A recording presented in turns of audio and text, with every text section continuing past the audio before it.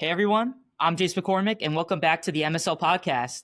Today we have a special guest. He served as the president of MSL back in 2020 to 2021 and is now the director of partnerships and community outreach for the Westchester Soccer Club.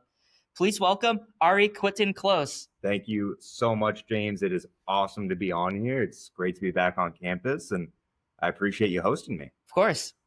So why don't you tell the audience a little bit about yourself and what you've done since graduating college? Absolutely. So I graduated UMass in 2022, and a week after graduation, moved right down to DC.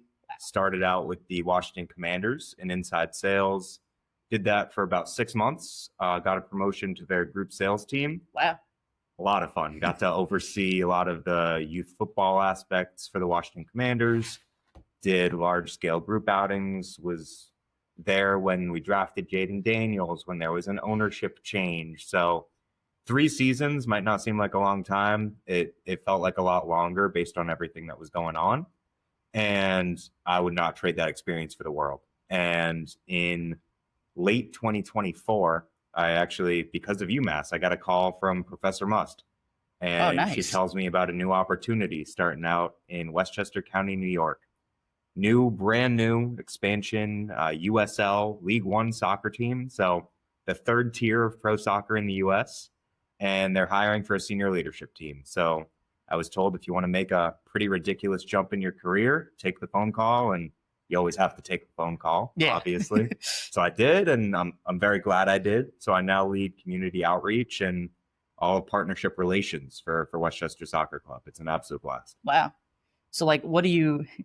I know you're like the director of partnerships, community outreach, like you just said. Yep. But what does that kind of entail? It's a great question, James. A bit of everything. So when it comes to community outreach, it always baffles me that my job exists. At its core, my job is to make friends with the county and represent the team and be the face of the team to everyone external, whether that be all of our sponsors from Northwell Health to Pepsi, to the local steakhouse, to a summer camp. All of our sponsors, I'm the one that is their point of contact with Westchester Soccer. So I'm making sure that we are activating their partnership to the highest level possible, that they are getting the most value possible from their work with us. And that's one side of what I do. And then the other side is finding unique and creative ways to engage with our local home. Right? We play in one area of Westchester in Mount Vernon, but Westchester's big. It has over 1 million people living in the county, and as many people that I can reach through my work, that only benefits the rest of the club, because we'll get more people at games, more opportunities for partnerships, and the more people that know who we are, the better. So for me, it's figuring out, okay, how can I get players out and about? So as an example, on Friday, a few days ago, actually, I worked with one of our partners, it's a realty company, to basically put on a block party outside one of their biggest apartments. Wow. So yeah, we had a few hundred people come out. All of our players were there signing autographs. A lot of our restaurant partners that I'm really proud that we have were able to serve food and showcase their eateries to the local community. And then our players did what they do best, and that's connect with the youth, connect with the local community, and really help us build fandom through community. Wow. That's what I do in a nutshell. Get a lot done. we try our best. And the thing is, it's what drew me to the job, James. And it's the fact that we're building from scratch, right? Well, yeah, because it's a newer team, right? Exactly. We didn't exist a year ago. So cool tidbit. We're actually the fastest professional sports team to ever go from signing their agreement to playing on the field. Really? Yep, 7 months. Wow. Not too bad, right? So I guess the stadium was already built and everything, or? So funny, it's not our stadium. Okay. So we are renting from the city of Mount Vernon. They have been very good to us, but that's something that I didn't think was going to be part of my job, was making sure we have a great relationship with the city of Mount Vernon, where we play, and making sure that if we need, I don't know, more security because it's a special theme night, that they're going to be able to help us out with that. So definitely lucked out with the fact that the stadium was recently renovated. It's an amazing space for us. And I mean, hey, down the line, we obviously want our own space. But right now, this second, what we have is perfect. Yeah. It sounds really good, too. Like, just the turnaround, honestly, is crazy. It's wild to think about. That's for sure. All right, so next question. I feel like this is a favorite for, like, UMass alumni. Okay. What's your favorite dining hall when you were here? Oh, that's easy. Burke. Thank you. Yeah. Thank you. That's easy. It's funny. After this, I'm actually making my way over to Burke. Nice. I'm here maybe once or twice a year on campus. I always make sure I get to Burke. I recognize the arguments for the others. I do. But when it comes to how fast you get through, overall selection, ambiance of the space, it's Burke not even 9 times out of 10, 100 times out of 100 is Burke. Like, if it's my choice, it's going to be Burke, honestly. Yeah. All right. Well, I'm glad we're on the same page. Yeah. This podcast can continue. That's a good thing. Yeah. No argument done. That's good. Because I was going to say, what's your favorite, like, thing to get at Burke, though? Okay. It's a great question. So when I was on campus, it was like the made-to-order sandwiches. Like, I had the one I would get every single time. I'm going to be honest. I forget what said sandwich was. I know it was great. And then when they had like the made-to-order pasta, I feel badly. I forget the gentleman's name, but there was this one guy that made the pasta at Burke, and just the energy that he put out to everybody. I hope he's still there. It was awesome. And the pasta was great, but the guy making the pasta was even better. So I would say either the sandwiches or the made-to-order pastas. Never can be. I was going to say more the experience than the food. Oh, yeah. That being said, big shout out to Joanne from Ham. If you ever need an omelet, I mean, she's as good as it gets. Huge shout out, yeah. Oh, yeah. So did you live in Southwest both years? Or how long were you on campus? So I was on campus freshman year. I was in Moore Hall. Absolutely loved it. Might be some bias why I love Burke, right next door. Yeah. But sophomore year, first semester, I was in McKinney. And then I ended up moving off campus second semester sophomore year. Nice. Into where I was for the rest of my time at UMass. I was kind of similar. I was in Kants my freshman year. Okay. So Burke was right there also. Yeah. I mean, easy pick. And then I was in Coolidge last year. The tower, right? Yeah. Okay. Cool. And that's right next to Hamp. Okay. So like every time like me and my roommate would like go to dinner, like it would usually be Hamp. But like if I was like on my own, straight to Burke. Every time. Right there. You understand. Longer walk, but like it was worth it. Very much so. And then legitimately like almost every time I go to Burke, I get the stir fry. You can't go wrong, man. Can't go wrong with a stir fry. Always either at Burke or Hamp. I actually just tried it at Frank the other day too. I didn't even know they had it. The Frank stir fry is a sleeper. It's a sleeper. Yeah. It's a little different from the Southwest stir fry though. The noodles at Frank are ridiculous. I always get the rice, honestly. Okay. Try the noodles at Frank. Try the noodles? Yeah. Okay. Yeah. Next time I'm at Frank. Because that was only the second time I was at Frank, like my whole time here. I think for Frank, for me, if I'm ever going to Frank, it's for one of two reasons. It's either for the stir fry with the noodles or for grab and go. For whatever reason, the Frank grab and go, at least when I was on campus, insane. I haven't had Frank grab and go, honestly. I got to peep it. Yeah. Crazy. I always get the Burke one. They would have the chicken sandwich every Monday, so that was an easy like lunch pick. Always a winner. And then Friday, sometimes they had ribs. What? Yeah. All right. Which sometimes it varied with like how good it was, but like it was still worth going. Number one dining for a reason. Yeah. That's what got me here. I was gonna say the only reasons I've been in Frank is because somebody else wanted to go to Frank. That's fair. That's fair. And like they were adamant, like, yeah, we're going to Frank. And I'm like, people have their dining halls, and I get it. I'm glad you asked because it's that's the way you get to know people is which dining hall they choose. Yeah. It says a lot about somebody. Although I don't think I've ever heard somebody say Worcester as their favorite dining hall. I don't know. I haven't either. I feel like that's nobody's favorite dining hall. I mean, maybe revisit this in like a couple years when Worcester's been a staple, but I feel like since it's new and it doesn't have the tradition yet, it might not be there yet. Fair. Yeah. I'd say in a couple years it will be. It's a bold prediction. I'll put the future bet on right now. Plus 500? Plus 500, yeah. Worcester in the top, we'll call it top 2 in 3 years. Yeah. Sweet. All right. All right. Let's get some more like MSL talk. Sure. So what inspired you to run for president of MSL back in 2020? It's a good question. I was involved in MSL right from the get-go. So my freshman year, I didn't know anybody coming in here. I knew my roommate, and that was it. Sport management, I didn't know anybody. So my thought process was, okay, how do I meet people? I dive in headfirst into this department. And I remember there was a senior by the name of Justin Miner, my freshman year, who came into my intro to sport class and was talking about the McCormick Student Leaders Club and talked about the trips that they took and guest speakers that they had. I was blown away. And very quickly, I thought to myself, yeah, this is a place that I want to be. Mm-hmm. And this is where I can hopefully meet my people. And I went to a meeting, and honestly, I was a little bit underwhelmed. It was a lot of people like doing homework together, things like that. And then they told me that their next meeting was elections. So freshman me decides to run. I'm told that there's certain positions to run for. So I run for the marketing chair position. And I don't get it, but they end up putting me on the executive board as general executive board. I'm not sure if that position had existed before me, or like that was the first year. Or if that was the first year. I want to say it had. I'm not entirely sure, but I was basically told, listen, this is for young freshmen or sophomores who are looking to get involved.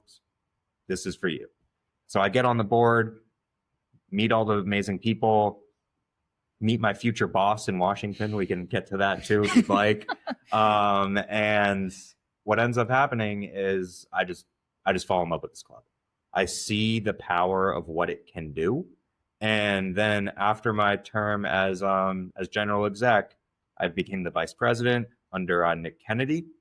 And then after Nick was done with his tenure, I knew that I had wanted to be the president of this. I wanted to be president the second I stepped in, because I believed in the mission and vision of the club. And I know for me, like I've always thrived in positions of leadership. It's where I fill my own buckets the most, is being able to help provide a platform for others. And when I was able to do that here, that's where I felt like I was contributing the most. And for me, school wasn't necessarily just the classroom. Mm-hmm. I'll be the first to say I'm not the best student, right? I was probably a B student in school. But I always went all out for my fellow students, for the department.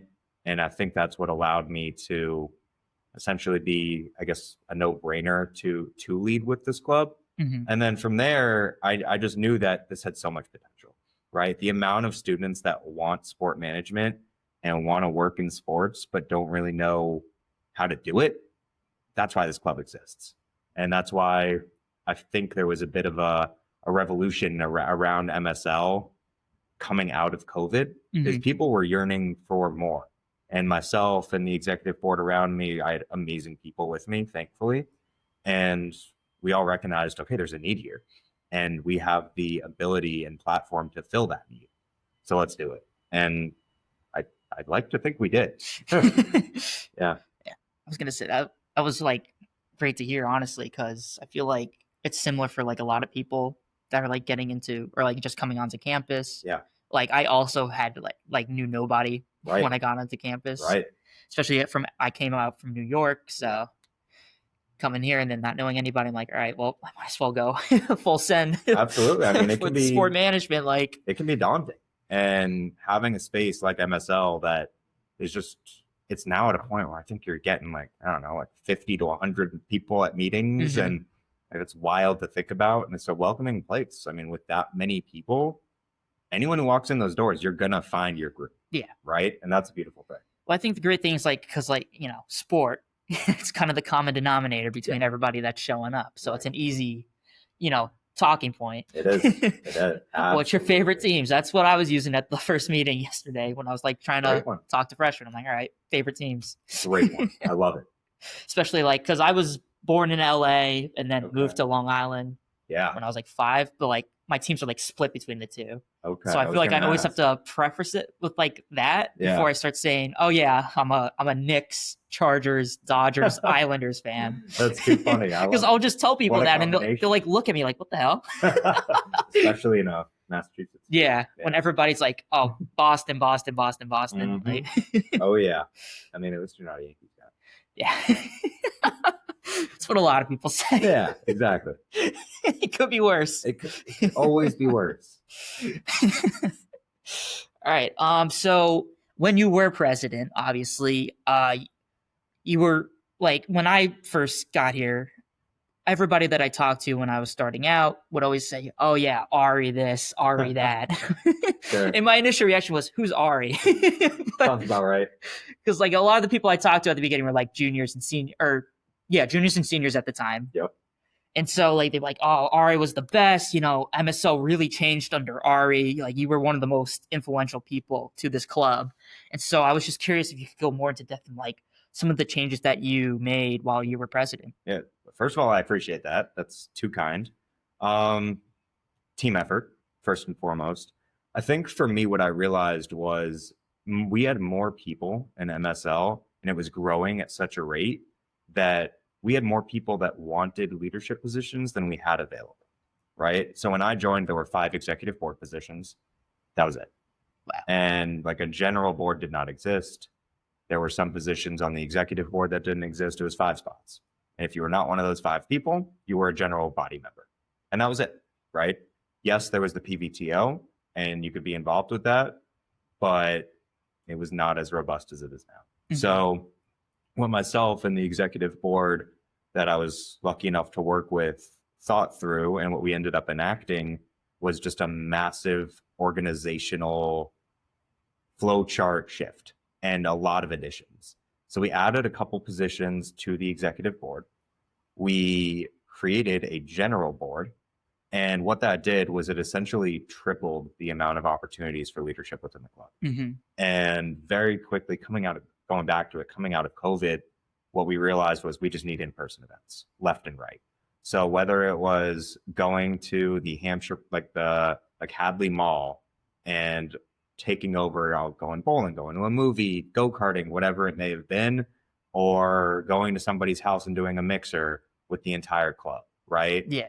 Just getting people together was going to be how we grew this club. And then when we had events like that, when we had a guest speaker and we had professional opportunities, we were still getting all those people. They weren't just coming for the social, they were coming for the professional development as well.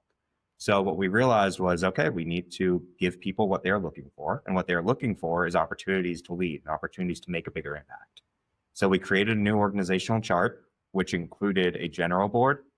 And those people would essentially report to people on the executive board. And it created a system where it was a lot more similar to the structure of a sports front office or a corporate America structure, where there is a reporting structure and there are committees and there are meetings of committees and meetings of executive board and exec in general together. And the purpose was to get it functioning more as a true business rather than a club. Because at the end of the day, the mission is to bridge the gap between the classroom and the working world. And in my eyes, that was the best way to do it. And very quickly, we had applications for every position. It was competitive, but that's a good thing. Yeah. In my eyes, healthy competition is what brings out the best in people. And I think that's what MSL does a better job than, candidly, any student-run club that I've ever seen of doing that. So providing opportunities for as many folks as possible while still having that healthy competition, I think is just the perfect blend that is the reason that our students are so highly sought after for full-time roles. It's really nice to hear, honestly. Yeah. Like, especially not having the general board, like that's, as long as I've been here, you know, the general board has been like a staple, basically. Right. Like, it's, oh yeah, of course, the general board, like right. It's been running for a couple of years at least. And out of curiosity, like how many positions ish are on that now? I'm sure it's grown. I think at least 6. It's amazing. Don't quote me on that. Yeah, no, that's I great. should know that, but that's fine. No, that's amazing. I know to hear. e-board is 6 plus the general executive board. Yep. Awesome. I'm club relations right now, so very cool. Yeah. Very cool. And that didn't exist when I got on campus. Yeah. So it's really cool to see.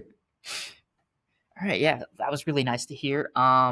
So with the many things you've accomplished, as you just said, which one do you think you were most proud of accomplishing?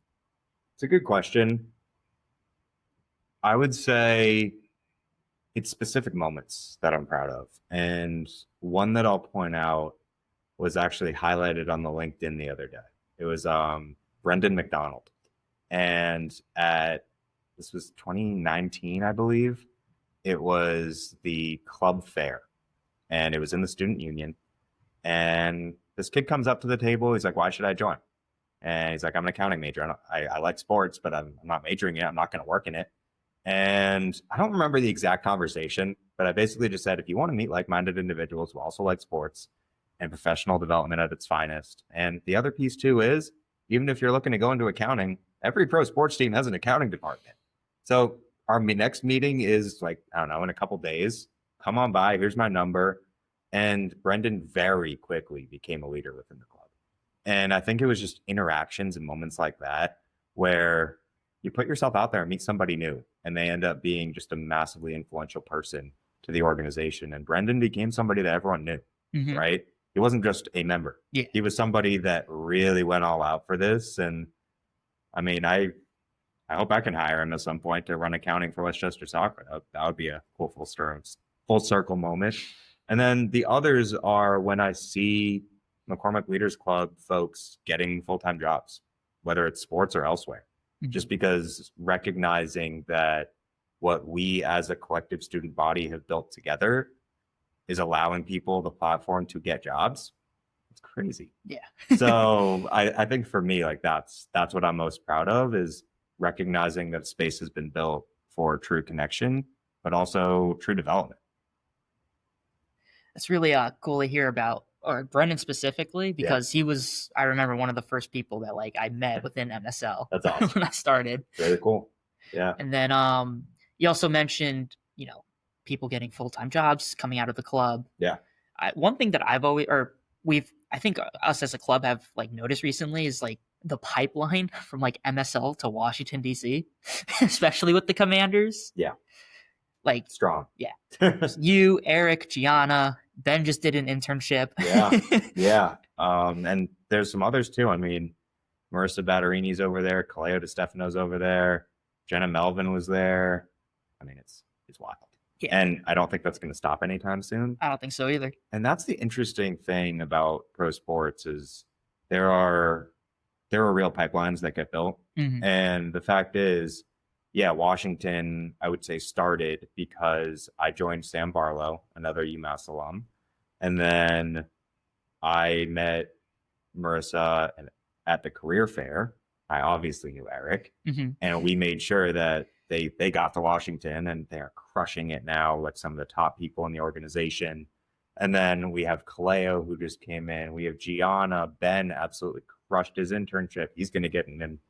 I don't know if I'm allowed to say. I'll probably get an offer back. But yeah, he crushed it. And the fact of the matter is, I'm now in a whole other organization, and there's going to be an even more expanded pipeline, right? And let's say Marissa and Eric go on to manage their own teams, whether it's in Washington or elsewhere. They're going to also recruit from here, and it's only going to grow. So the fact is, we have a crazy awesome pipeline in Washington right now. I'd say in 2 to 3 years, that pipeline is going to be Washington. It's going to be New York. It's going to be LA. It's going to be Denver. Every sports hub, in my eyes, will have an MSL pipeline. And that is a pretty wild thing to think about. But at the end of the day, that's sports. Yeah. It's relationships. It's knowing good people. And in the words of the great Will Norton, it's in sports, it's not about what you know or who you know, it's who knows you, right? And MSL is the way for people to know you while you're in school. You build a reputation for yourself. And when you're ready for a job, the right people are in the right places to get you to where you need to be. Yeah. It's really cool to hear, because like that's not even like something that I've thought about, like the pipeline expanding, But like that's a really good point. It's really cool. Because obviously people, especially in sports, people move from team to team sometimes, or all the time. Oh yeah. All the time. And so having like MSL alums, it's a beautiful thing. Yeah, it really is. Especially like seeing on the resume, oh, MSL. Yes. And I mean, I'll be honest, I got really cool thing for me. I opened up an internship program for Westchester Soccer Club this past summer, and I was going through we got hundreds of applications. I see one come in from UMass Amherst. It's a name I don't recognize, but I see PVTO on the experience, and obviously PVTO is an MSL event. So I reach out to the past director of the PVTO, and I was like, "Hey, how'd this guy do?" He's like, "He's the man." Like, why do you ask? I was like, "He just applied for our internship program," and this guy came in, crushed the internship with us. He'll definitely have an offer to come back, and it was a really cool moment. So the fact of the matter is, even for me, 3 months into my job, I already had an instance where MSL on a resume, that's what did it. Yeah. If he was not UMass and he did not have PVTO listed, I don't know if I call, right? 200 plus applications. I have maybe 20 spots. So you can do the math on acceptance rate there, but it's tough to get a call back in a very crowded market. Yeah. And if I see MSL, if I see PVTO, if I see McCormick, you better believe I'm calling back. Yeah. And that's like the strong connections that like really make this, one, a strong club, and two, a strong like school program in general with like McCormick. Right. And what I would say too, James, is as much as every student wants to land that like best job with the best team, best opportunity, the teams and organizations want the best candidates, right?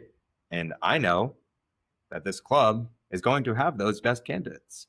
So that's why that the career fair is always one of the biggest in the country here, because the reputation speaks for itself. Yeah. Yeah. Especially like getting like 50 teams, I think last year we had like 50 different organizations show up. Right. Like we like filled the Mullen Center. And that's not normal in the slightest. I go to a lot of career fairs. That's not normal. Like I went to the one at MSG. Or maybe a dozen.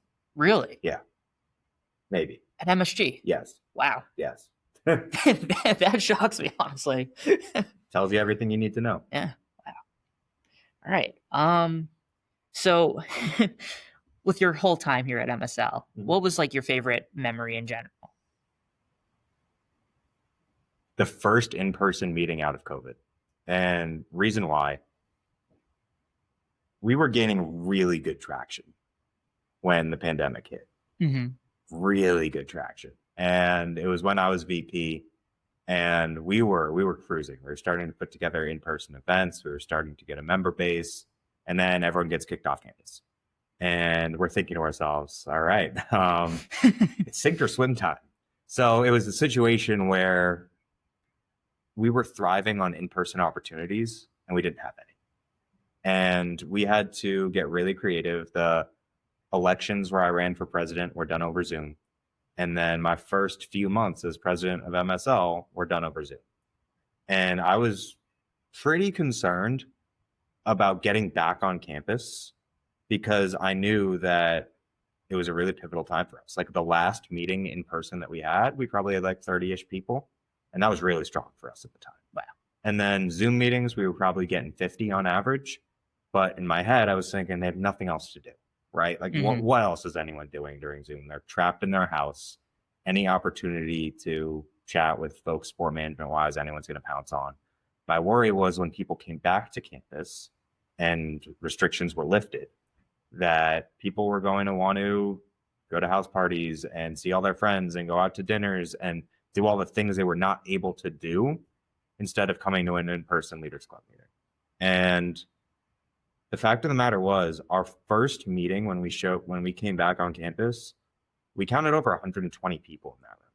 Wow. Right? It was overwhelming, to say the least. Like I was like almost in tears of just like sheer emotion of like, oh my God, the work that we did throughout COVID to put on crazy Zoom panels with insane speakers at super high caliber levels, and really try to do breakout rooms where people would get to know each other.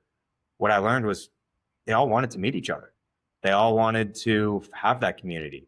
And what we had been able to build online translated back to in person even stronger.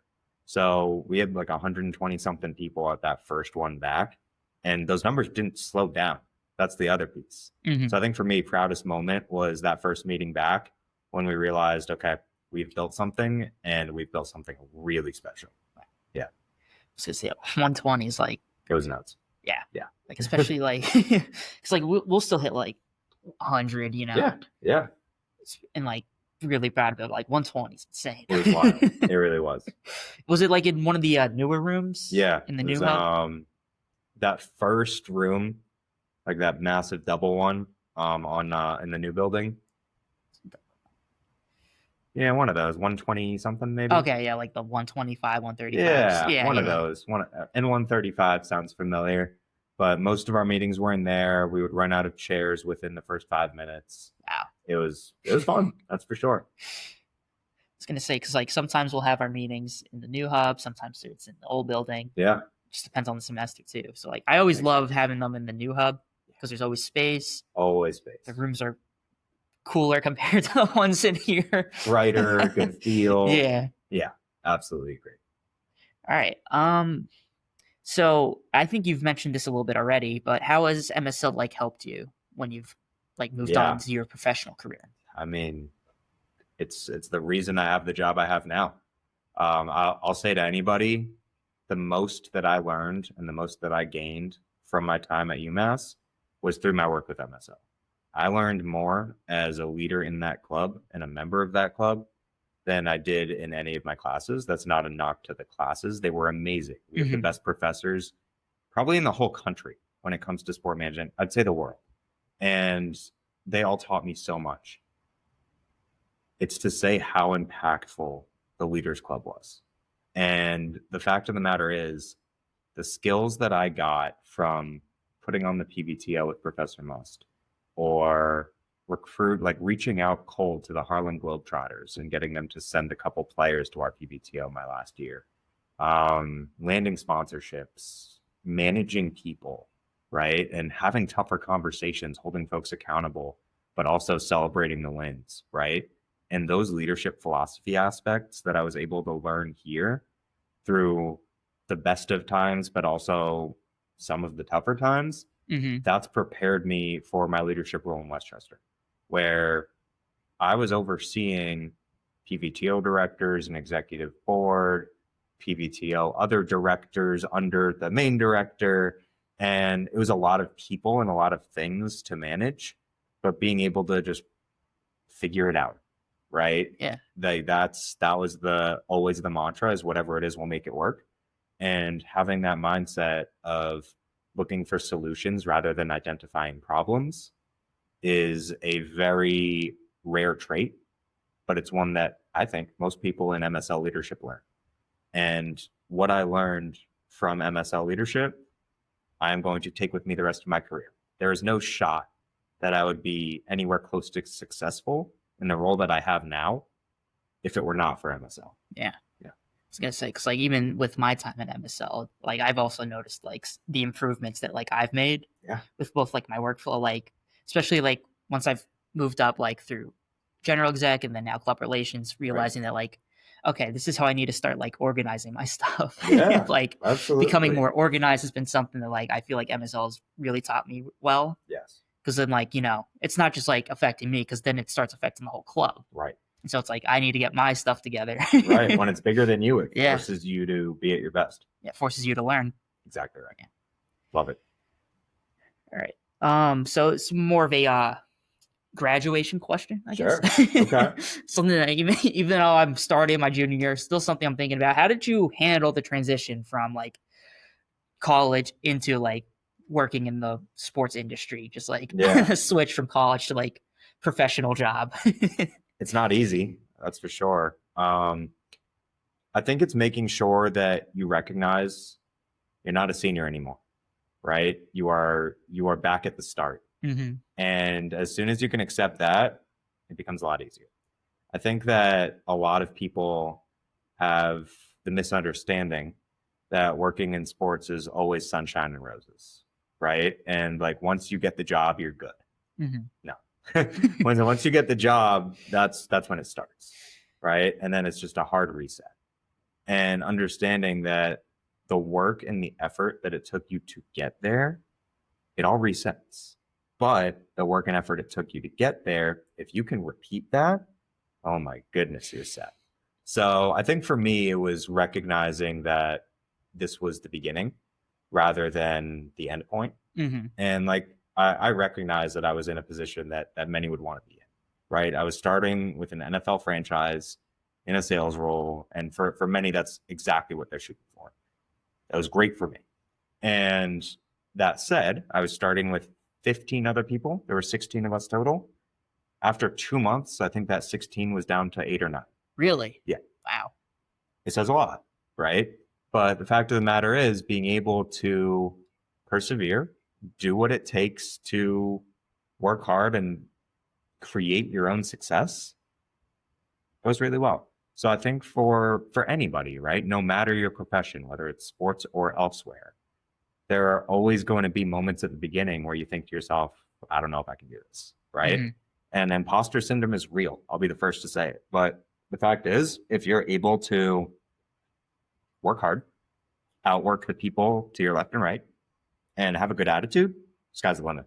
So next question, what is some advice that you would have for current and future MSL members? So I would say my best advice for any current or future MSL members is utilize the alumni network, right? The fact that not just the Leaders Club, but the McCormick department as a whole. And the reason is, as a college student, the ability to reach out to anyone and ask for advice or ask for help or simply starting a relationship with them, everyone, no matter what, if they are working in sports, at one point or another, somebody helped them, right? Mm-hmm. And I would venture to guess 9 times out of 10, if you reach out looking for advice or help and not looking for a job, not looking for an internship, but purely to pick their brain and learn more, they're going to say yes, right? So take advantage of that and build out your network and recognize that if you reach out to 3 people a week on LinkedIn, right, and you hear back from one of them, and you do that every week for 6 months, you probably just 10x your contact list with amazing people, Mm-hmm. right? And I'm probably underselling that. And nothing is stopping anyone from doing that. So I would say do that. Start with MSL alum and ask them who they think that you should be reaching out to. And you'll probably get connected with some amazing people. And the other piece too is don't be afraid to say what you want to be doing post-graduation if you know, right? Mm-hmm. And make sure they know that. And then when you're on the job market and if they have something available, I'd venture to guess that because you took the effort to reach out to them and you took the effort to follow up and you thank them for their time, they're probably going to give you a look, right? So that, and then the other piece is make sure you have a good relationship with the professors here. They are teaching here for a reason, and they're the best of the best. So know them, get to know them, and make sure they know you, right? So between alumni and professors, know them and be really tight with them. Yeah. I can second that, honestly. Yeah. At least with like some of the alumni that have both like we've talked to as a club and like they've come as guest speakers. Right. Maybe to career fair also. Yeah. It's really important. It's always great. And then we also have the alumni mentorship program that we're running here, which is also amazing. It's amazing. I just signed up this summer, so I'm looking forward to getting started on that. That's awesome. All right. So final question. Okay.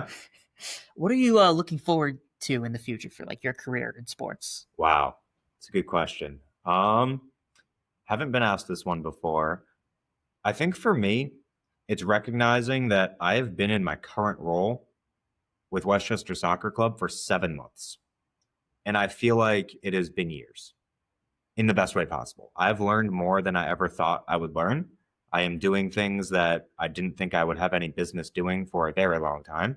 And understanding that and recognizing that, realizing what I might be able to be doing down the line in a few years with this team, with this club, it's pretty cool to think about. So for me, it's recognizing my career is only 3 years old. And I think I've done some pretty cool things so far. Definitely have some cool accomplishments under the belt, have worked with amazing organizations and even better people. And it's recognizing that, okay, that's been my first 3 years. We're only 3 years in though. Yeah. What's it going to be like in another 3, right? What's it going to be like in 13, right? That's really cool for me to think about. So I'm just looking forward to whatever the future may bring I would say at this point in my career, I don't have a firm, I want this to be my next step. Mm-hmm. I'm really happy with where I'm at. That being said, when you are a hard worker, you come in with a good attitude and you're a good teammate to everybody around you, I believe anyway that the opportunities will come to you. So that's what I am looking towards and looking forward to. And of course, just being a resource to McCormick, UMass as a whole, but specifically Leaders Club. I was gonna say to like add on to that, like I feel like that kind of relates to like sports in general, like the unpredictability. Yeah. Because like you could say like, oh, I want to do such and such, and Right. then like take a completely different path. Yeah, I thought I was going to be the inside sales manager for the Commanders, and if this role did not come about, who knows where I would be right now, right? I'd probably still be in Washington. Mm-hmm. Not sure what my title would be, not sure what team I'd be on, but the fact is, took a leap of faith with this, and it's been the best decision I've made. All right. Well, thank you so much for coming onto the podcast today. My pleasure. It's been great to talk to you. Awesome. A lot, both I've learned and hopefully the viewers have learned too. Good. About the industry in general and also about yourself. Appreciate that. All right. So this was Ari Kwitkin-Close. Yes, sir. I'm James McCormick. Thank you guys for watching. Thanks so much.